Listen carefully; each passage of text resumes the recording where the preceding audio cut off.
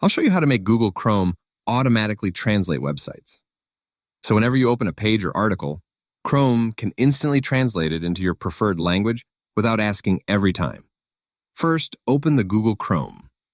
Now look at the top right corner and click on the 3 vertical dots to open the menu. From the menu, select Settings. Once you're inside Settings, scroll down a little until you find the Languages section and click on it. Now keep scrolling until you see the option called Automatically Translate these languages. This feature lets Chrome instantly translate websites from specific languages whenever you open them. Tap on Add Language. A list of languages will appear on your screen. You can scroll through the list or use the search bar at the top to make it faster. For this example, search for German and select it from the list.